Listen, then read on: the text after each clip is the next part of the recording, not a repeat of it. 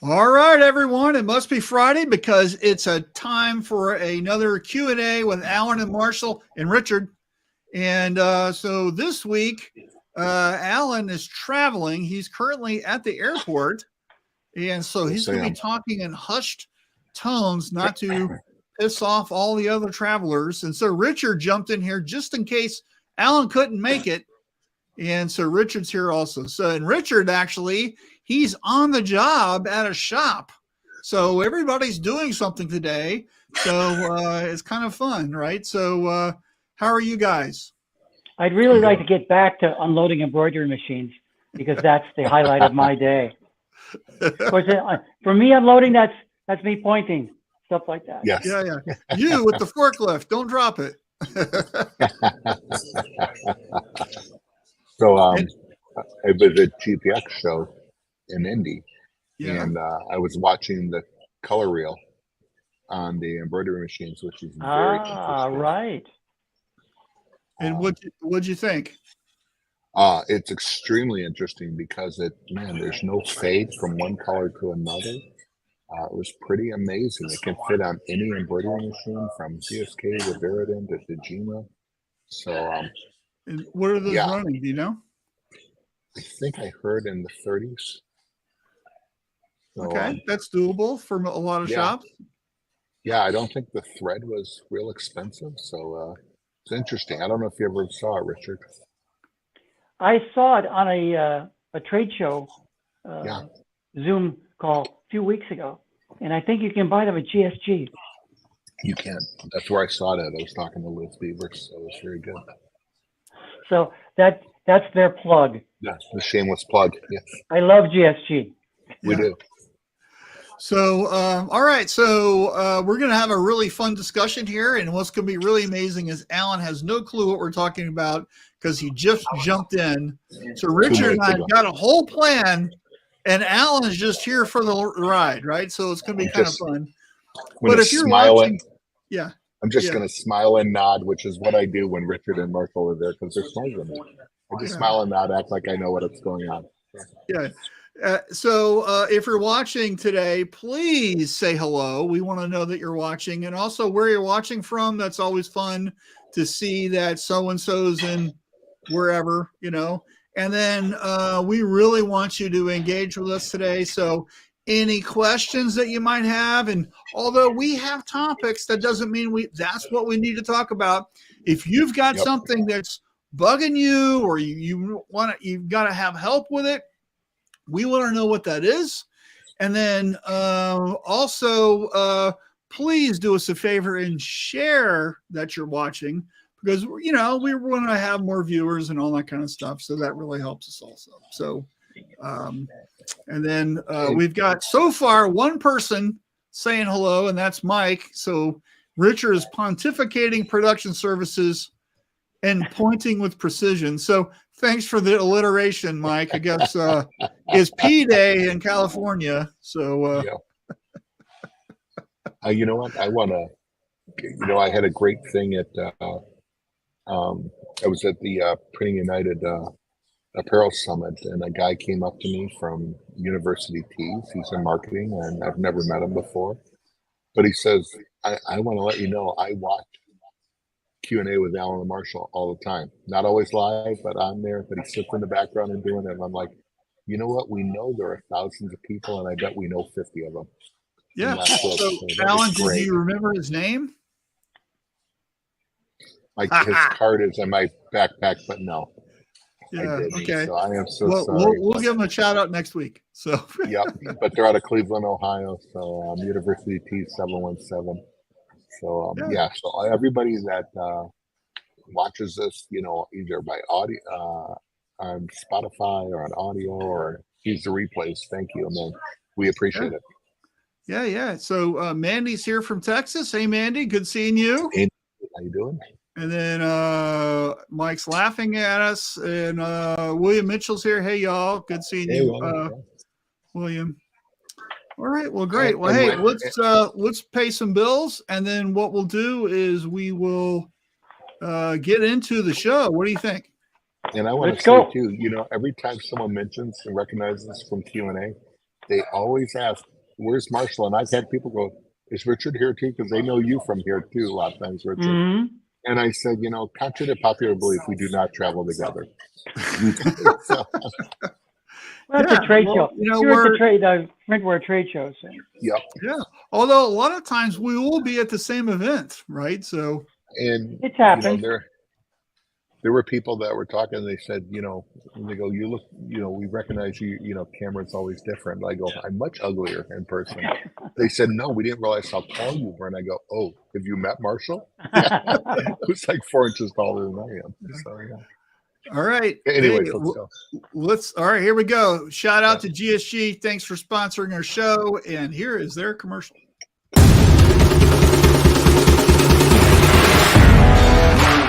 GSG, the combination of over half a century of knowledge with industry-leading technology and the customer at the center of everything that we do. Graphic Solutions Group is a powerhouse distributor of traditional screen, sign, wide format digital printing, embroidery, and textile decorating. We are committed to our customers, providing support, educational, and consulting services. Your success is our success. We've seen these industries grow and change in our 70 years. One thing never changes: GSG's dedication providing the best products and services available. We've been around, we'll be around, from the highs and the lows, standing right here with you.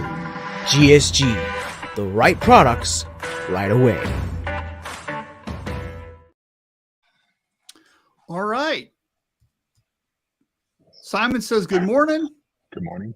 And Daryl can hear us. So thanks, Daryl. Good seeing you guys. Absolutely. All right. So, Alan, did you peek at the topics yet? No, I did not. Okay. So, Now, let me before we even start, these two are a 1-2 punch. The number one and number two are definitely a 1-2 punch. They okay. go Don't together. even look, Alan. Marshall. Don't cheat. I see you cheating. All right. Here's the first one. We have 6 months left in the year. Okay. 6 months. And so today's topic is 6 months left in the year. What haven't you done yet that you need to be doing? You've got 6 months left. That could be hiring somebody or learning something or buying something or whatever. I would love it if everybody would kind of think about that and put in the comments what you're going to do by the end of December that you haven't even started yet, right? I think that would be a kind of a fun topic, right? So I'll throw this to you two guys first, right? So Alan, since we're taking you totally unawares, right? What do you want to accomplish by the end of the year that you haven't started yet? Me personally? Yes. Oh, God. Marshall, I'm going to put myself out there, and I told you something in confidence. It doesn't have to be that. It could be anything. I don't care. Within the next 6 months, I want to I do a little bit of side hustle on voiceover. If people don't know, and I need to up that is what I'm going to do, what I'm working on. I do have another side project Marshall knows about, but we're not going to talk about. And I've actually written it down on my whiteboard and some stuff, but yeah. And basically just because I don't want the hassle from everybody on here. Okay. So, but it is not, no, I'm teasing. You guys are awesome, and they keep it inspiring too. But for me personally, that's what it is. I'm paying off a little bit of debt. There's some investment stuff I want to do personally, and yeah. And I also, like on a vacation thing, I had to cancel a trip to Asia. I want to get that back booked, whether this year or beginning of next year. Right. Okay. Those are good goals. I love it. I love it. So the thing to do with that, and it could be really anything, is to go ahead and get an action plan, right? I want you to write a business plan. What I want you to do is write the steps here's the first thing I got to do. Here's the second thing I got to do. Here's the third thing I got to do, and put some dates next to it. I'm going to do it by Friday. I'm going to do it by the end of the month, whatever it is, right? In order to get this stuff done, you have to make a plan. So that the old phrase, right? A plan, what is a goal without a plan is only a wish, right? Yep. So I want basically, you to create your action plan plan of based action. on whatever that is, and we won't mention what Brian just threw out there. I right? saw it, and I'm going to say what it is. My goal is I'm starting at a decorating shop in Missouri, and to put Brian Buffka out of business immediately. Yeah, I love Brian. He's revels awesome. in competition. He does. Right? No, he's awesome. So, Richard, what about for you? What are you thinking of? So Myra Brufka and I are moving to North Carolina to be with Mike Woolridge's group down there. Mike's in California. I know he's moving to North Carolina. So Myra and I are going down there to rebuild his world. Michael Woolridge moving to North Carolina? It's the joke. It's the joke. Oh, okay. That'd be awesome. Sorry. Okay. It flopped. It flopped. Well, and it only flopped. Sorry, it was a joke. That's an insider joke that I thought you guys would get. No. But I get it. I blew it. Yeah. Well, I don't. I'm sorry. It's all right. No, you didn't blow it. I thought you were going to leave Brian's message up there. Yeah. We constantly tease him because Mike Woolridge wants to hire Myra. So see, there it is. See, he's got Myra. There we go. Yeah. But everyone who knows me knows that I need to reduce my footprint. My 70th birthday is coming up in January, and no matter how old I get, I keep saying I got to reduce my footprint. That means Gina and I have to move out of the house that we're in eventually. The 39 steps to the floor. I've got to reduce my storage locker because it went up 30% with the new owners, et cetera, et cetera. So I got the summer to work on that. It's no fun working on storage units in the winter. So yeah, that's my big shame on me. And there's no plan. There's just, I should be doing that. Everything else comes first. Not what because it doesn't make money. So, and Richard, you didn't ruin the joke. I was gullible and believed that was the problem. I know. On that. And Richard, I have offered to buy some stuff in your storage locker that I need, and I still haven't come over and did that, and that's my fault. Really? What are you interested in? What are you looking for? Well, you have a tension meter you were going to sell me. Okay. Those you can have. Yeah, but you have some tools and stuff and some books and stuff. So, yeah. Okay, let's move on. So Mandy says she's going to look into what it takes to do 20% of our business in contract printing. So does that mean that you're going to be outsourcing 20%, or is that meaning 20% of your sales will be 20% contract? What do you mean by that, Mandy? Be specific. So, but I like that idea, right? I like the fact that she kind of knows something, so that's good. And then Mike says, I'm looking to buy an equestrian farm, but we'll keep it in California. Okay. Cool. Josh says, good morning. And Mandy says sales, right? So she's going to 20% of her sales will be a contract. Okay. So, all right. So specifically, like, how would you do that? Who are the customers? How are you going to do it? What do you, 20, is that 20% of revenue or is that 20% of production? Right. And then also, if you're going to be doing contract printing, that, let's just use easy math here. Like if you sell retail, you might make $10 a shirt. If you sell contract, you might make $1 a shirt. It's the same amount of work, right? So why are you doing it? Why is it 20%? What is justifying those numbers, right? Why are you wanting to do that, right? And then also, a lot of times when people have split contract and retail, right? A lot of times the contract will swamp the retail stuff. And then what happens is you look at everything that's booked on our schedule, we're not making the money we should be making because we're so jammed up with this contract stuff. So be careful about that. So really make sure you know your numbers and your plan. And I want you to here's a number you might want to get, Mandy, is what is your cost per impression, right?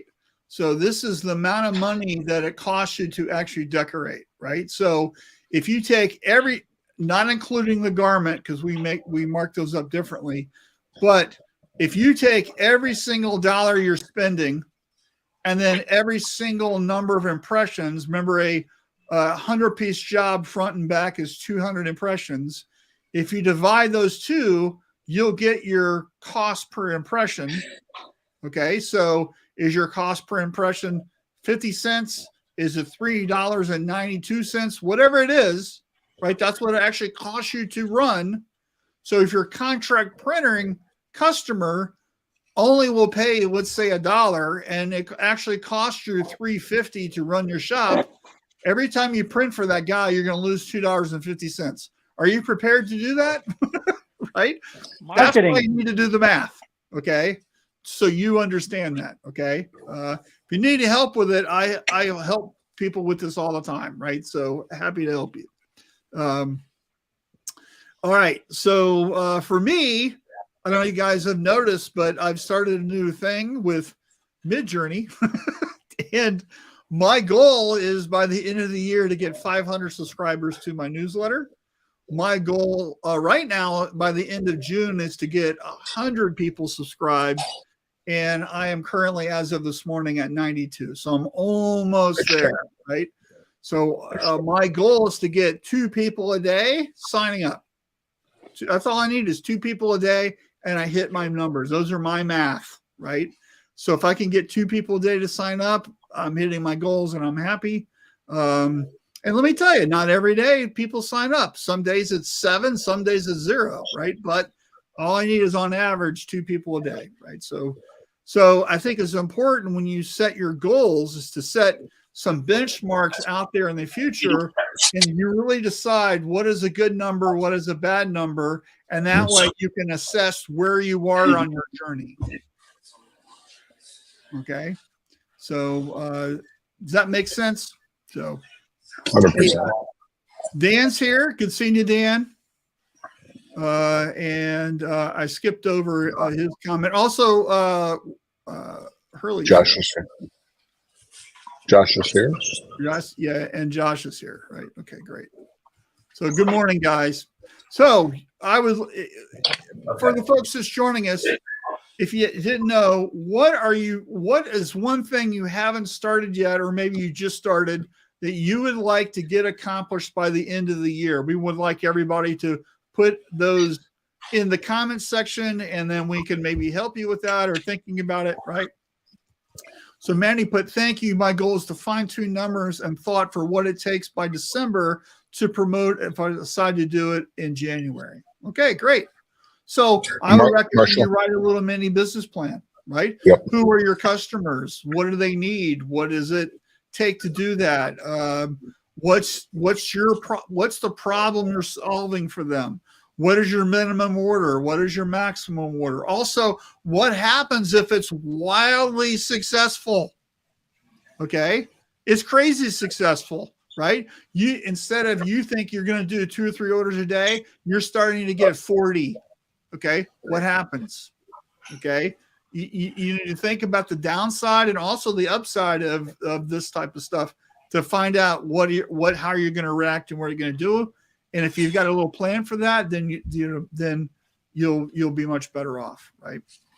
And of course, Mike here is a smart ass. He goes Christmas shopping. There you go. Right. You know what? You got 6 months to do Christmas shopping. So, and I think especially if you're going to be doing equestrian stuff.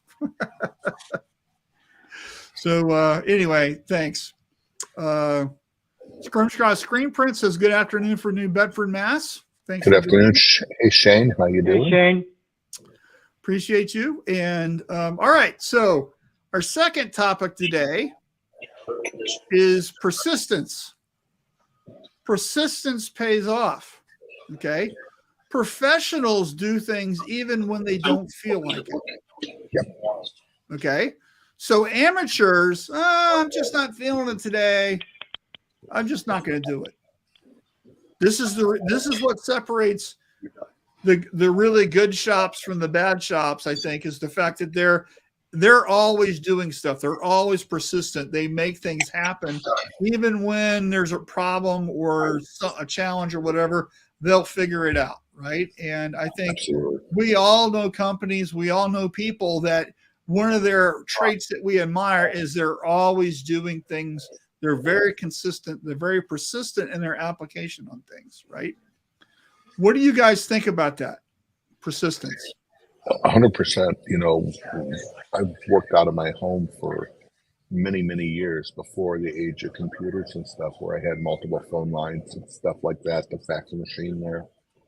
And there are times in sales where, hey, we just don't feel like getting up and going to work. And whether you're, even if you're not going out seeing clients, you know, there were times where, you know, I had a house and I had roommates that I rented rooms out, but I would get up, get showered, put on dress slacks, dress shirt and stuff.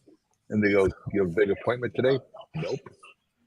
Make coffee, go to my office, because you know what? I didn't feel like working. I needed to get up like it was a regular work day and just do it. Yeah. And it's okay. We all do that. I just don't feel like I want to sleep in, but you gotta do it because your competition is doing it. Is what in sales I always had to think about. You know, who's gonna work harder on there? And and that's stuck with me. And that is persistence. You don't always have to want to do it. When I worked in the music industry, guys that write songs, you know how you become a good songwriter? You write songs every day. Every day. Good ones, bad ones, you write. Yeah. There was a great movie with Sean Connery where he was a writer called, what was it? Finding Forrester is the movie. I don't know if you guys saw that. But it's a really great movie, and it's about, he lives in the Bronx in New York, and he's like he only wrote one book, and it won the Pulitzer Prize, and he befriends this black teenager who has a gift for writing, and it's a really great movie. And so he teaches this kid how to write, and they set up these two typewriters, and Sean just puts the paper in, just starts writing. And then the other kid is just sitting there looking at his paper. And he's like, you got to write. The writer's right. You're not writing. What's going on? He's like, I don't know what to write about. Just write. Right. And the act of writing, you'll discover things somewhere along the way. And that's where the good idea comes from. Right.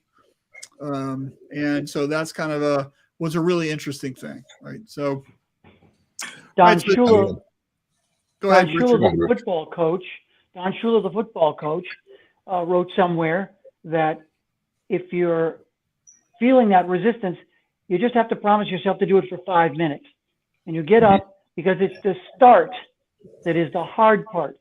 Once you start, then you get momentum. And there is a slogan which I have on my wall in my office, which I can't look at right now. It's there to remind me that, in that it isn't the motivation, it's momentum that gives you persistence. Oh, and very so good.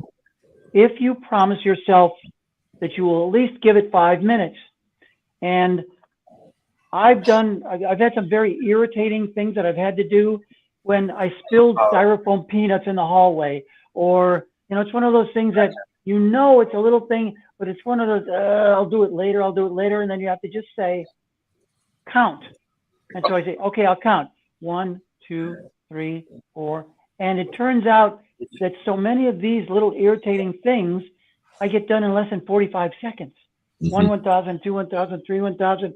I get that straightened up. I pick up, I fold those 5 things I've been pushing on the chair. Now there's 11 things on the chair. Come on, Richard. And it's the momentum, not motivation. The motivation will come, just as Marshall said with the Finding Forrester. Again, a terrific movie. I approve of his liking. Yeah, and just starting, like it's no secret that I'm on this crazy Midjourney kick, and I want to talk about that later. But every single day between 5 and maybe 10 or 15 minutes, I'm playing with Midjourney and I post whatever I'm doing, right?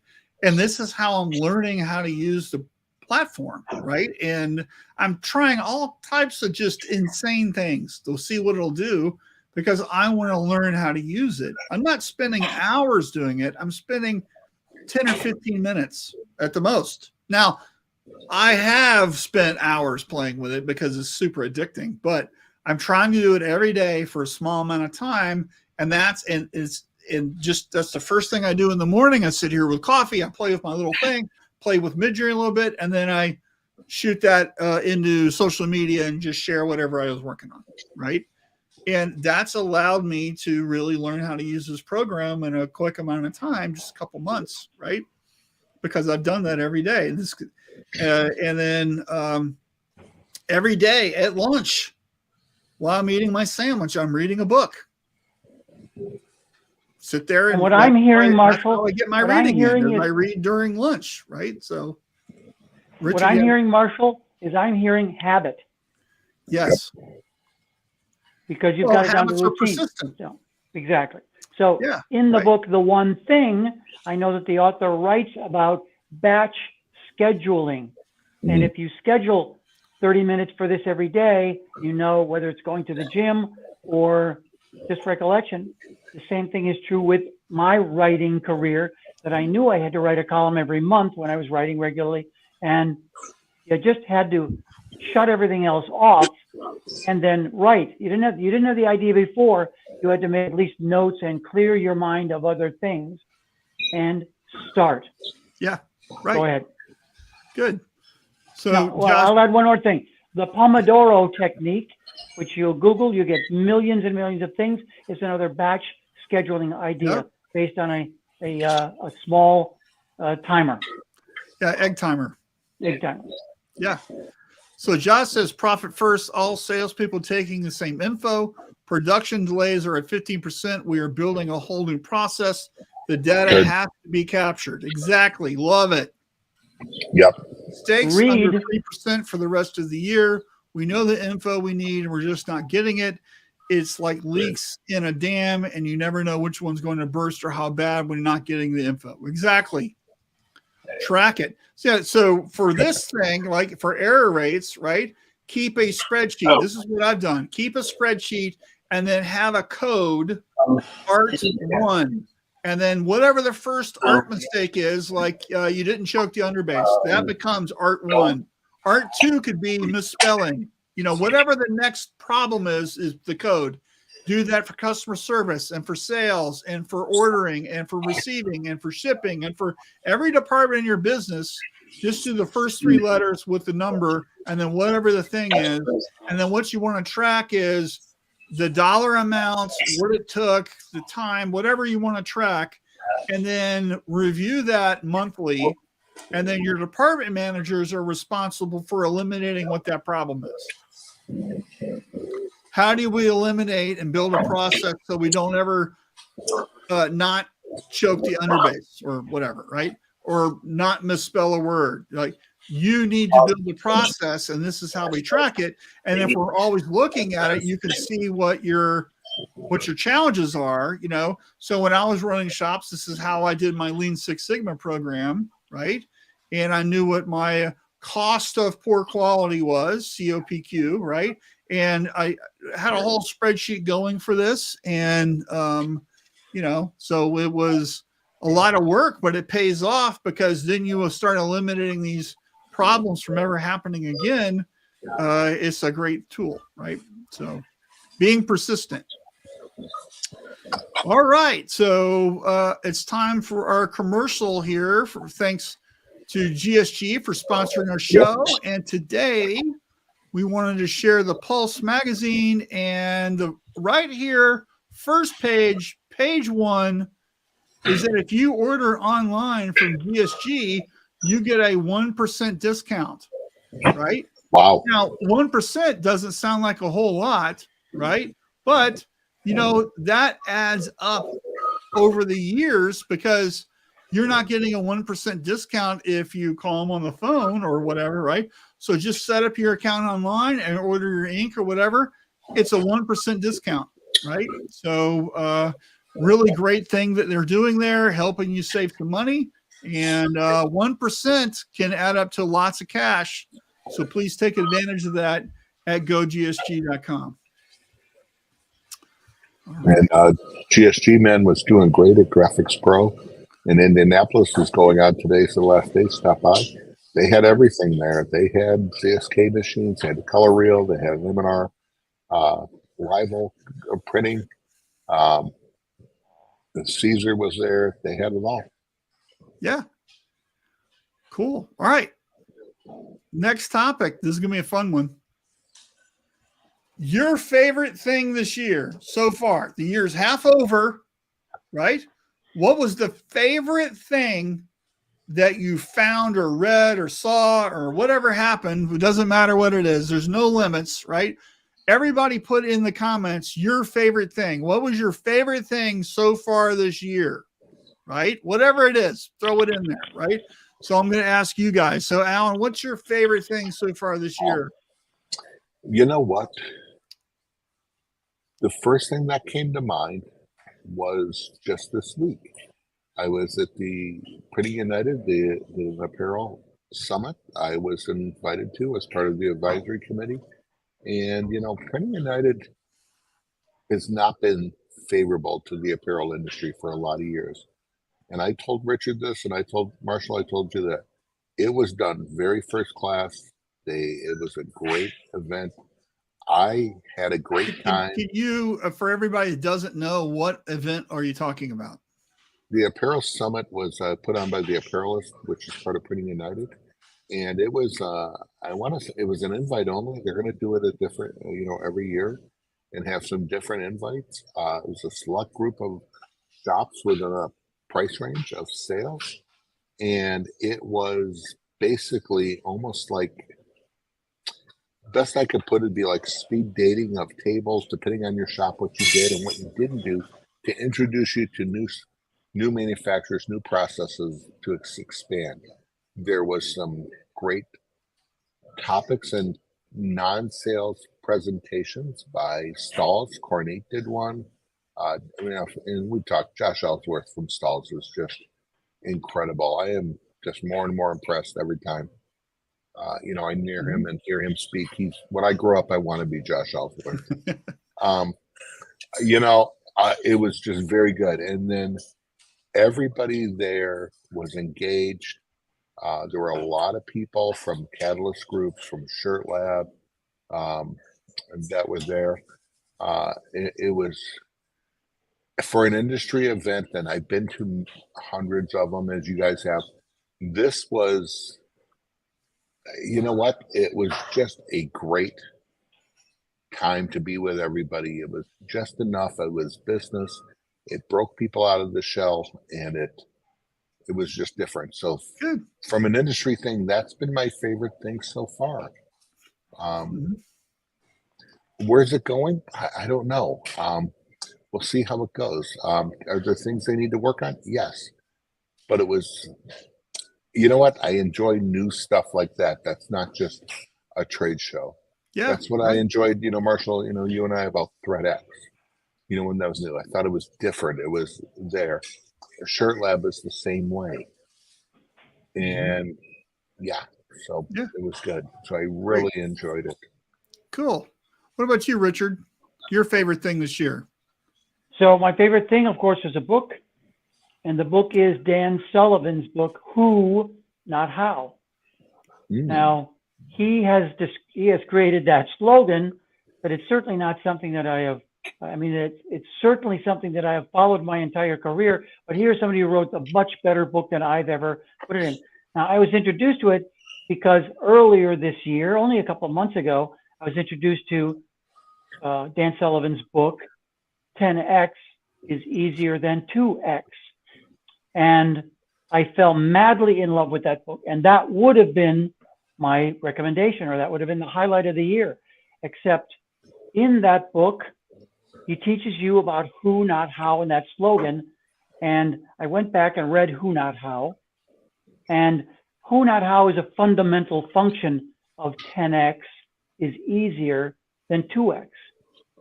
So I'm madly in love with both of these books, but I'm withdrawing my endorsement of 10X. I think and demand that you should read Who, Not How first. So what's a how? A how is what you do. It's how you do it. So I know how to tack a platen. I know how to make a screen. I know how to load a shirt. And that's a how to do thing. And that means that you're constantly stuck in a commodity of what you can do. Yep. The important thing is that you will not be able to grow your business until you hire other people. Marshall is the poster boy for this because he hired Lyra. And Lyra has taken so many things off and off of his plate. And this is the entire fundamental. I consider who, not how required reading. And it's clearly, I mean, I've known it for years. My grade school principal, Mr. Magistro, remembered when I met him when I was an adult, she says, Richard, you're the only kid that I know that said that I could get my homework done better if I only had a secretary to do the writing out. So it's been on my mind. It's been on my mind for 65 years. So how would you rank it next to 2-second lean? Is it No, above it, 2-second below lean, it, the same? No, but when it comes to hiring, this is a dedicated 2-second lean is a lifestyle, but who, not how is a way to grow. And so, yes, 2-second lean is still my #1 book, but who, not how, I've only read it once now. The paperback copy or the paper copy actually arrived, but I've listened to the Audible version 2 times now. But I got to mark it up. I got to highlight it and to really get it. Got to do it this weekend if I can. Yeah. And Marshall, I think you need to look at what your question is. I love Richard's reaction when you mentioned 2-second lean. He was like, come on, guys, be real. This is his favorite thing this year. Not It's like, really. yeah, Like, you idiot. All right. yeah, So come on. Dan says his favorite thing is the end of COVID. Very good. So, by the way, I know people who are still getting COVID. So I don't know if it's over. It's just officially it was pronounced over. Josh says, finding out I'm going to be a father. Yes. Congratulations, Absolutely. Josh. Oh, congratulations. That trumps everything, by the way. Yep. Yes. And then Daryl says the insight of profound insight is simplicity. Oh, yeah. So Daryl dropping the knowledge bombs there, right? And so my favorite thing is, of course, Midjourney. And I was showed this to Richard earlier today. So today on Instagram, right? Here is my Midjourney post. They got 0 reaction. Oh, one person liked it, right? It's a dirty concrete floor. Okay. How boring. Oh my God. Why is he posting that? It's a dirty concrete floor. It's because with that, you can make this. Cool. Okay. So if you're a designer and you want to elevate your art, finding references and styles and techniques, and this doesn't have to be dirty concrete floor. This could be diamond plate texture. This could be a blue jeans. This could be a wooden old weathered dock. Whatever. This is how you elevate your art.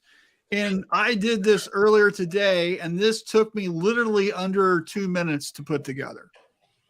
Okay. Because I just made the art. I just made the thing. Of course, later today, I'm going to be posting on my Instagram why I posted the dirty concrete floor was to show this, right? But I want to show this is how I think your art department folks are going to do things faster. A Midjourney is going to allow us to iterate faster. Plus, we've got some Photoshop's new generative fill, right? We can be doing other things too, right? So there's a lot of really great AI powered things that are going to really make our industry accelerate our creativity, accelerate what we do, build better things. This is why I'm so crazy about Midjourney right now. I know it seems like, gosh, I wish he would just shut up, but this is I think is revolutionizing this industry, and I'm not kidding about it, right? So anyway, so that's my favorite thing. Would love y'all's comments also about what you guys think, not about Midjourney, but about your favorite things. Keep throwing those in there. I think it's important. And y'all's opinions are certainly germane to our conversation. So, so of the favorite things you guys are thinking about, right? How are we going to be using them? Right. And like my favorite thing, of course, is because it has a practical application. So, Richard, somebody reading that book, right, the thing after you read the book is taking that and doing something with it, right? Thinking about, who, not how, who is going to be doing my work for me. And so that's finding contractors. Now, I know someone earlier in the discussion was saying that they wanted to cut out contracting, and contracting is usually a low profit function unless you are very, very good and have a streamlined Formula One pit stop kind of an operation.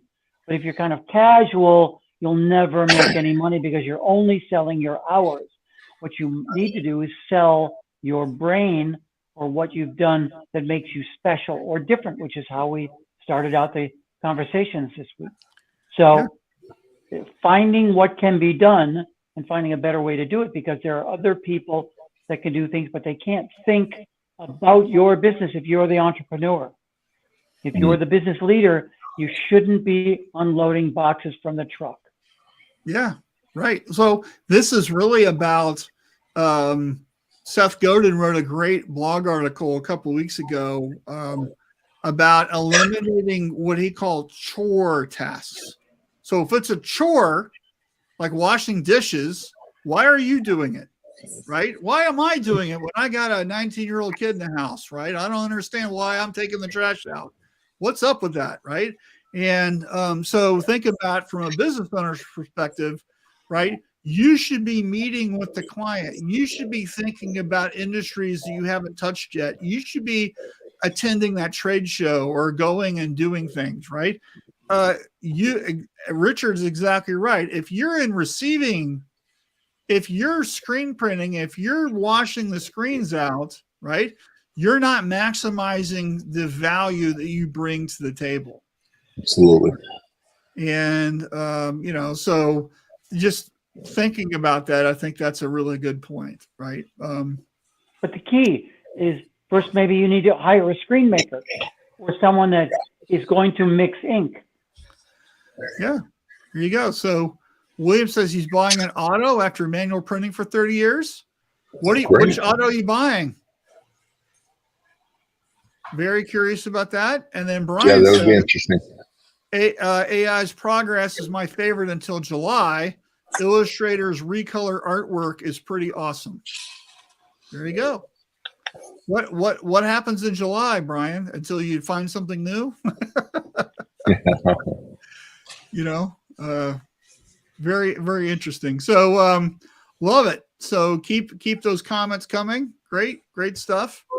And we got our last topic, I think is going to be a good one, right? Which is sustainability, right? Oh yeah. So why is this important? Because we are the second biggest polluter on the planet after the oil industry, right? And of course, fast fashion, which is not really what we do, is a big proponent of that. That's everybody creating all types of shirts and then putting them in a store and then it doesn't sell and it goes right to landfill. That's really where most of that comes from. But we are still responsible for a lot of this stuff because we're involved in that apparel, right? So when we print 1,000 shirts for a trade show and they only give away 300 of them, what happens to the 700 shirts that we don't use, right? So they go to landfill, whatever, right? So the Success Stories podcast this week came out, and there's a guy, his name is Ben. He's got a great program that's called Swag Cycle, where they'll actually pick up that apparel that is a junk shirt or it's discontinued or whatever, and they will do something with it for you. Right? There's a whole very good. So I recommend, if you want to learn more, that you listen to that podcast. But as far as sustainability thing, I'm a big proponent in looking as to facts and figures and not believe the hype. And Richard knows exactly what I'm fixing to say because he's chomping at the bits. And I'll throw this out there that plastisol ink is a more sustainable product than water-based ink. Absolutely. And of course, all the water-based people get all crazy about this, and they think they're doing water-based ink because they want to be more sustainable. And I'm telling you that is a myth. Yep.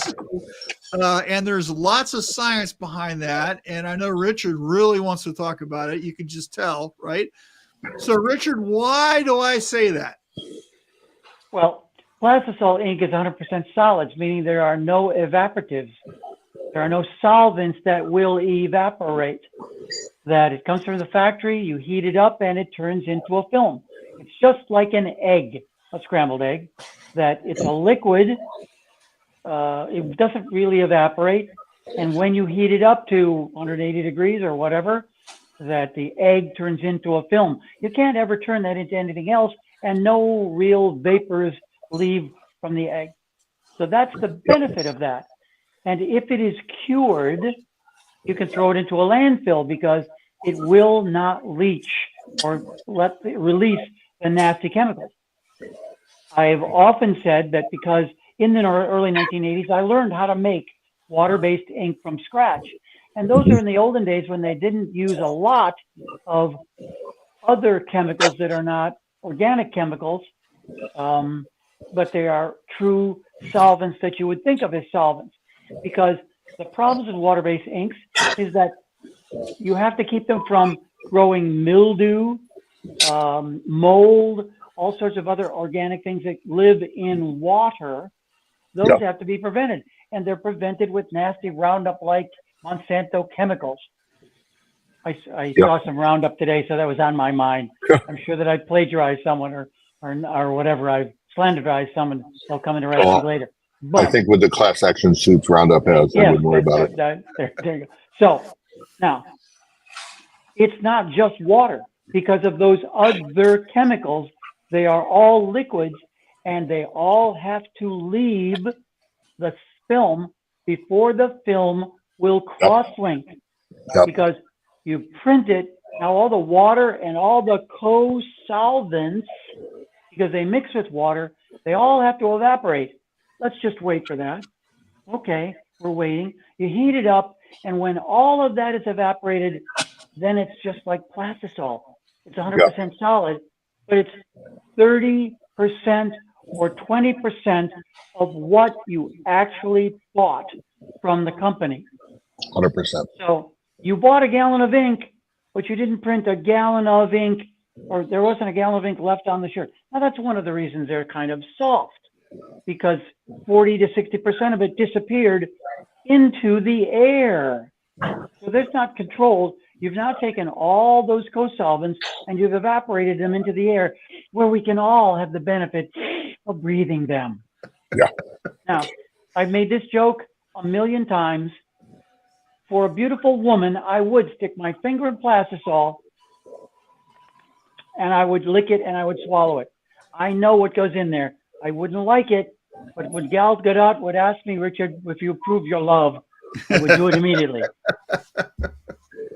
But if Gal Gadot was standing there in a bathrobe saying, Richard, I'm ready, water-based, I would not put that in my mouth, because there's formaldehyde and other killer chemicals in there that I certainly would not put in my mouth, and they're not as harmful in the air. End of story. Absolutely. Well, let me add to that, Richard, too, and let me know your thoughts on it. I believe the carbon footprint on water-based is bigger, too, because there is VOCs.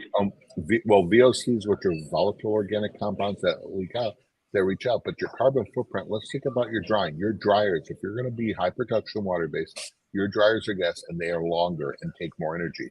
What about your flashes? They have to be flashed almost in between every color on there.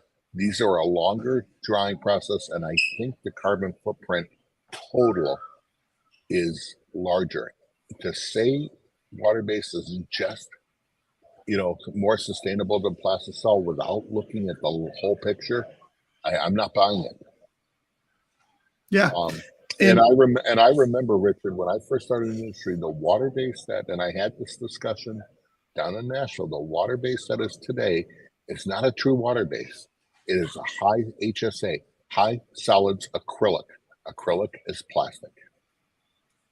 And there are And let's co-solids. not Resins are forget plastic, it. You got to print every color twice, Yep. right? So you're using more product, you're using more energy.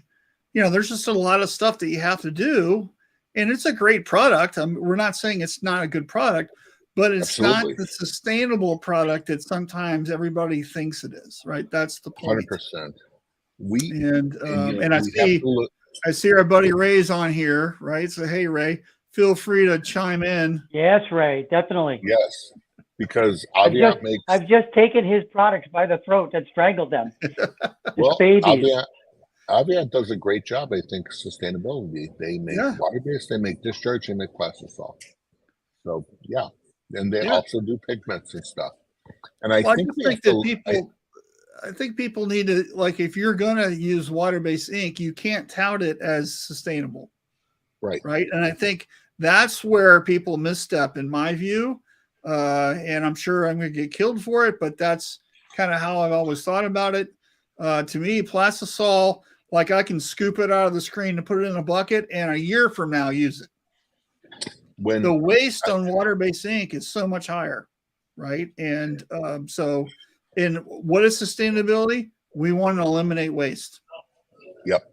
Right. So that's the. I don't think they mix a little bit, right? All right. So anyway, so sustainability as a whole is always about doing things better, right? And this could be with your shop. This could be with your processes, eliminating waste, eliminating steps, being more effective, more efficient.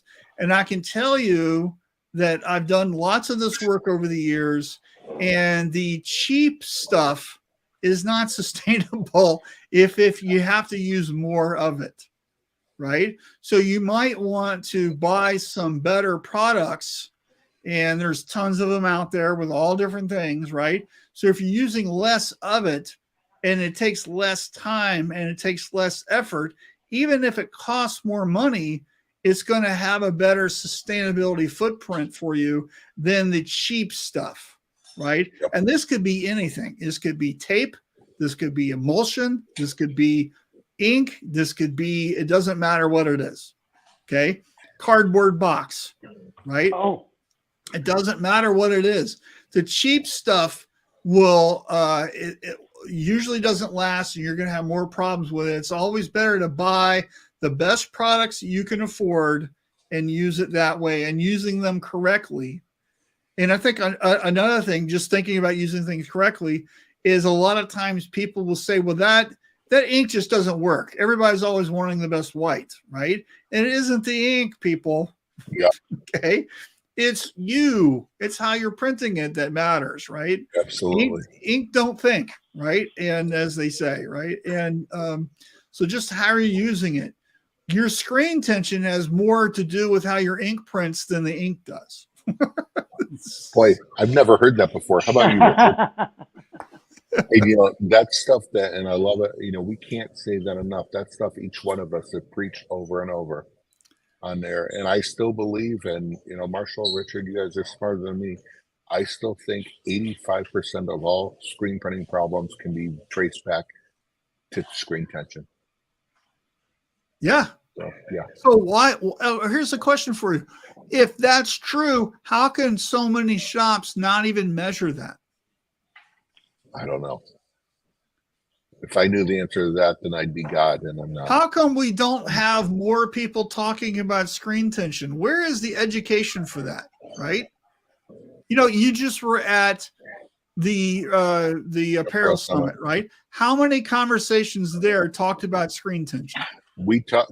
I brought it up. I was on a panel, and one of the questions was on scaling. You know, as we're growing, we're buying equipment. How can I make sure I'm not growing too fast? And some some people got it, and a few comments, and some just I think it glossed over. And I talked about it. Marshall, you and I talked about this before. You know, when it comes to the business side, I've not owned a business, and I've not worked in the high end of the businesses like you and Richard have. But I said, when it comes to scaling, Yes, it's about cash flow. Yes, it's about customers and people. But where people are losing money when they scale is that they are not scaling. They'll scale equipment, they'll scale their people. They're not scaling their processes. And I'm not saying making the process bigger, but I'm saying making it smaller, making it tighter.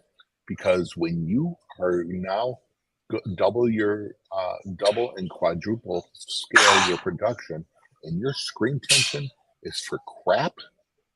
And now, I think the last study I did for max profit was you want to save 15% on your ink cost.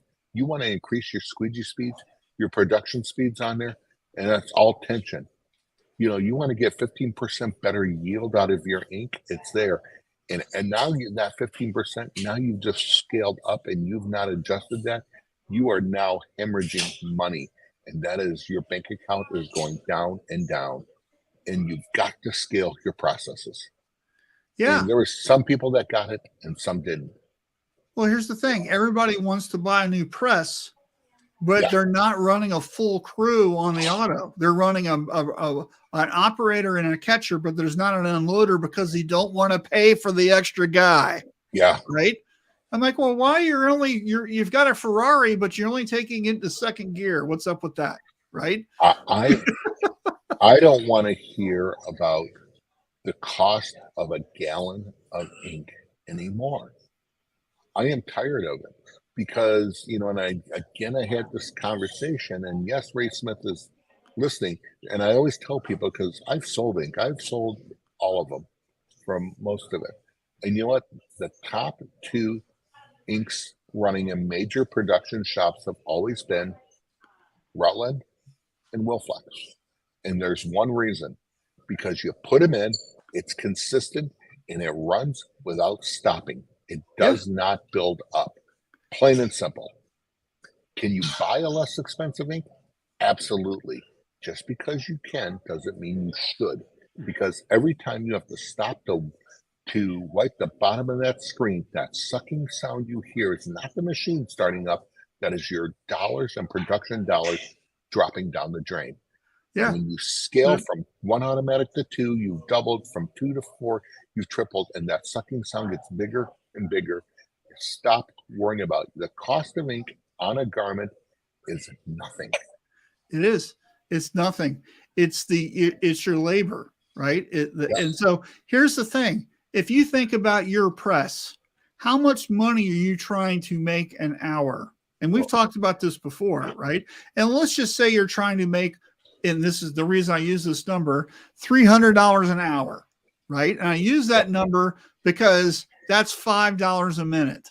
And I want you to consider, $5 a minute. So every minute you're actually not printing a shirt, I want you to reach in your back pocket. I want you to take out your wallet, and I want you to take a $5 bill and throw it on the floor, because that's what just happened, right? Yep. At the end of today's shift, how many $5 bills are at your feet, right? Does it look like a pile of leaves?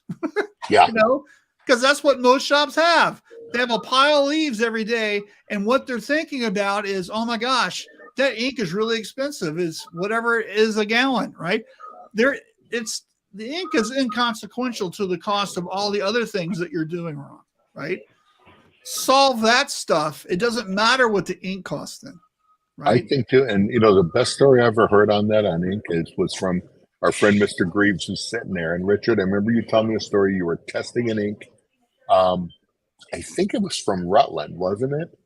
And you were having trouble getting at the cover well, and they called you and said how it is. Said the ink's garbage, and they told who were you working with? Harlequin at the time? It was in Harlequin in Fort Myers, Florida. And they told Richard, "Oh yeah, we got to slow down your your squeegee stroke." And he goes, "On automatics? Now, why would I want to do that? Fix your ink." It's hilarious. I'm laughing now as if that's 30 years ago. Yeah.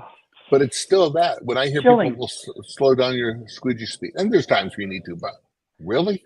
Really? Yeah. I don't know. Because I'm going to out of my country club. Yeah, if you have to slow down your squeegee speed, I'm going to say change your squeegee, sharpen your squeegee. Different ink. Yeah. Different ink. Hey, I've been to shops. This is no lie. I have a picture somewhere of the original squeegee rubber that they bought with the press. Yeah. They're still using today, right? And you can't believe how round it is. It's like, and you look at it printing, and it's like nearly laying down flat with as much pressure as they can possibly print.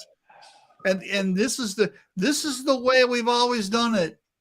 Like, don't get me started, right? And we have to. And here's the thing: this is going to be the difference between successful long-term shops. As you know, what the world is changing.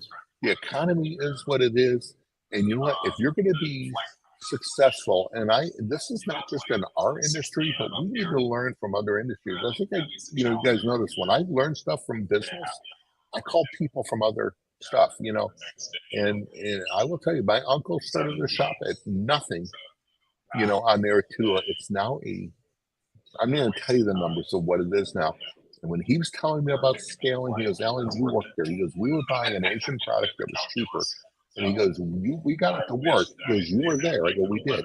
He goes, that was the biggest mistake in the world because we spent so much time on the raw material. And he says, it's no different in your industry. He goes, we've got to start looking at the raw material cost and what's going on to there, and not the cost of it per gallon, per pound, or whatever, but per production. Yeah. If we don't start doing that, and he's in the vinyl siding industry on there, and he was telling me, vinyl siding is unstable. The manufacturers are like shirt manufacturers. Everybody's complaining about shirt manufacturers. There's holes, there's stuff in there. They're not doing that. Then the one thing I heard at this conference, some people jumped on some of them shirt guys of stuff, and I'm thinking, stop whining. They are not going to change, because you know what? Their business is not just screen printing and decoration. It is, crafters and everything else like that. Well, you know what? Stop whining. Adjust your processes to your raw material to start making that. So that shirt that is a flaw that you can't print doesn't hit your press. Or it doesn't get printed. And we've got to stop whining and stop complaining, and just as your business, fix the problem. Yeah. Right. Change the process, whatever it takes. We're nearly out of time, so I want to get to some comments before we go. Yep, absolutely. So Josh says, I talk about it all the time, and I'm told I'm in a 3% who care. It's insane. It's one of our top 3 measurements. Absolutely. Right? Myra says, lack of education. Anyone can go to Michael's or Joann Fabric and buy a cheap screen print setup similar to a Cricut, or buy used online. They get into it, buy a larger setup, but don't also invest in education for themselves along the way. Great comment, Myra. Evan says, I couldn't believe it when I took over the screen department for a large contract printer and no one had a clue about screen tension or measuring it. Operators were constantly having issues with registering and opacity. Once it put procedures in place and began monitoring tension daily, there was almost never had problems with registering by ink opacity, but still an issue due to operators being forced to use equipment not being surfaced and god-awful squeegees. Evan, you're my hero. Thank you. Go, Evan. Go, Evan. And Gene says, scaling a project up can cause because of the simplest things. I've seen more projects fail due to a lack of proper process procedure being followed. Excellent. 100%. And Gene, we're glad to hear from you. We've been following and praying for you, man. Gene was in the hospital, had a little setback, but he's doing great. So, yeah, be well, my friend. We're all here right there for you. And Evan, I know one of the shops you've been in. And Myra, I'm going to say I'm almost tired. And guys, maybe it's because I'm turning into the grouchy old man, shaking my fist and get off my lawn. I don't know that it's lack of education. I think it's lack of not caring and not want to know. Well, the education's there everywhere, right? Yeah. And it's not like we're not talking about this stuff. It's just that you have to go out there and reach out with your hand, and you have to grab it, and you got to bring it back. Absolutely. And then you got to read it or watch it or do something with it. And then the next thing is you have to put that idea into action, which is the really hard part, right? And this is why on some of the shows, I am so glad, and I actually told Printing United, they're bringing back some in-class education this year. I don't know how that looks and stuff, and they're saying, yeah, we were wrong on our data. And I think I looked at them and go, how about just listening to the people who know, who told you? We looked at you and said, are you freaking stupid? Yeah. And it was on there. And it's like, come on. And, you know, I don't know everything, but after 37 years, you pick up a few things. Right. And and so everybody needs to start asking GPX and ISS and all that. Like, come on. You can't, the new shiny stuff, the DTF, the mid journeys are great. But if you are, especially in, I don't care if you're screen printing, if you're heat pressing, if you're DTF and all that, you better have your processes. And it still comes to one word that I built my career on in teaching, and that is fundamental. Yeah, right. 100%. Yeah, exactly. Good. All If you right. want Alan's something on to the read- soapbox, and he's on it. And it wasn't even about screen opener. Yeah. Hey, And if before you we want go, something I to want to read, if share. you want something to read, I am your librarian. Absolutely.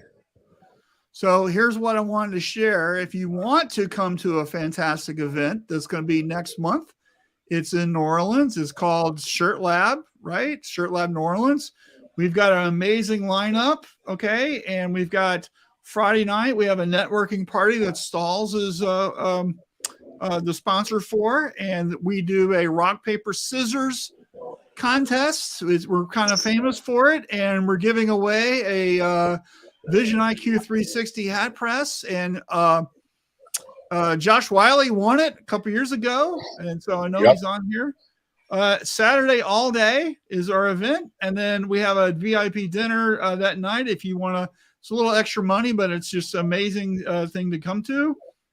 We've got a hotel block, and here are our speakers. Jay Bissell is leading off today about building communities. It's going to be a fantastic presentation. I've had numerous conversations with Jay.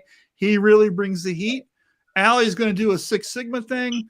Jen is talking about lead generation. Lori Feldman's doing a drip marketing automation deal. That's going to be just amazing. Tom's talking about referrals. And we've got Mike Michalowicz, who wrote Profit First and a whole bunch of other books. He's going to be talking about his new book, which comes out next year, about building a better team. It's all about hiring and keeping employees. And it's going to just be an amazing event. So this is going to be in New Orleans. A lot of people picked New Orleans. We do surveys all the time. They chose New Orleans as where we're going to have the event. So we'd love to see you guys there. Just go to shirtlablive.com and sign up, and we'll love to see you guys there. I know I'm going to be there. Richard's going to be there. Alan's there. I am going to be there. I confirmed it with Easyway this week, so I will get everything signed in and everything done, Marshall. So yes.